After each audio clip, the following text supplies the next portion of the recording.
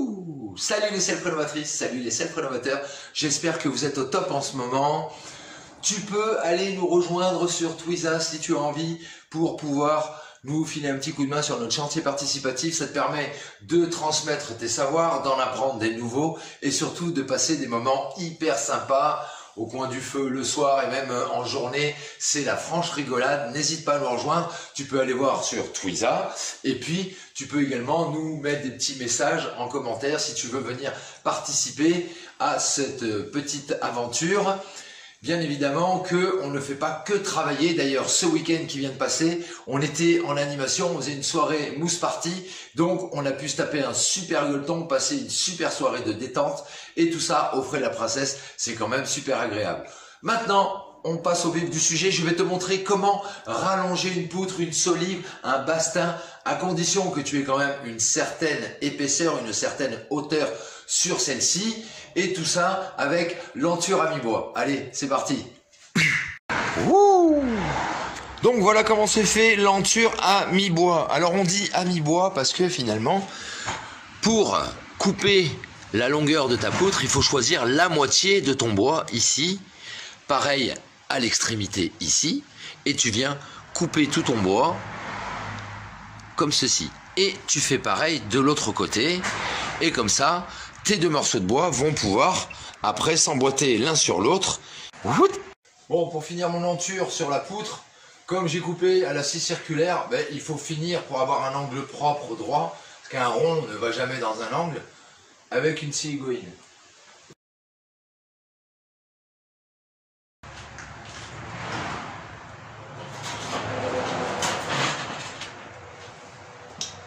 Et voilà.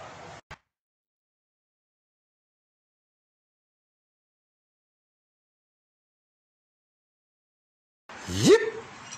Donc pour percer les trous, rien de compliqué, il faut déjà commencer par ce genre de forêt. C'est un forêt à bois plat.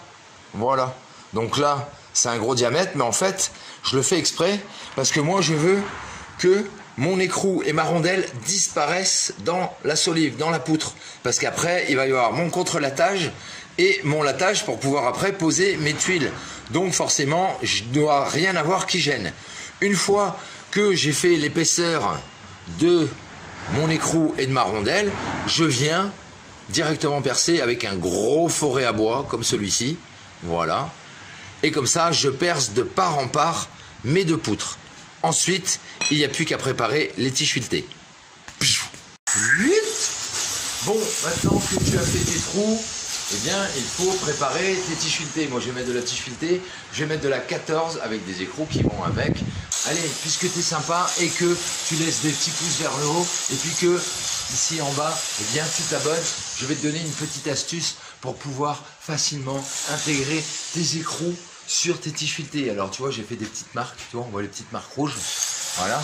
Suivant les distances que j'ai besoin, moi je prends 18 pour que la partie du haut puisse s'incruster correctement dans la poutre.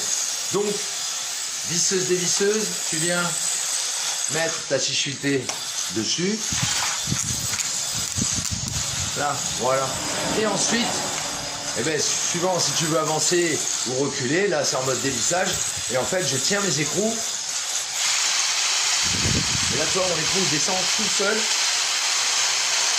Alors après, c'est à toi de repérer l'endroit où se trouve.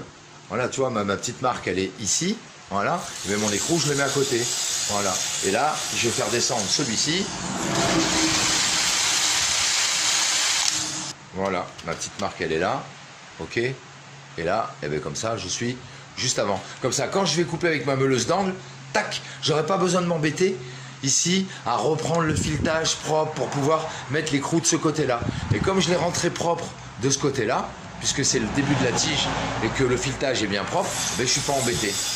Et je fais pareil de l'autre côté, sauf que là, ben, j'inverse mon système de visserie. Et voilà, c'est pareil, là j'ai gagné un temps phénoménal.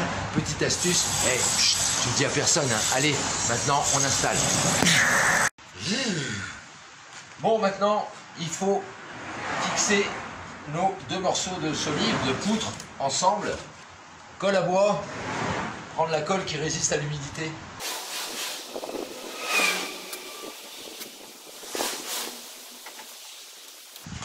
Là, on réassemble. Puis avec tes tiges filetées, tu fais correspondre les trous. On n'oublie pas la rondelle en haut. Hop. Et c'est par en dessous qu'on va venir serrer.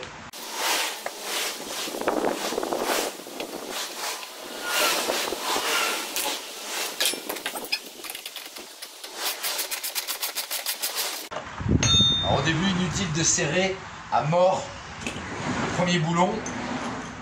Il faut d'abord installer les 3 boulons et ensuite commencer à serrer.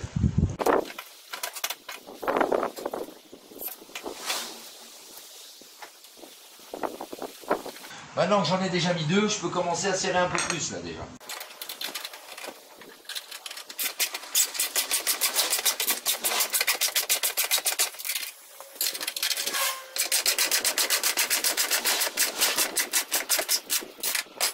Alors si en dessous je n'ai pas creusé, c'est parce que moi, comme ça va être des poutres qui vont tenir ma toiture, ma couverture plutôt, en dessous après, comme j'ai besoin de 30 cm d'isolation et que la poutre ne fait que 16,5, certaines elles font 18, d'autres 20, mais j'ai pas des poutres qui font 30 cm.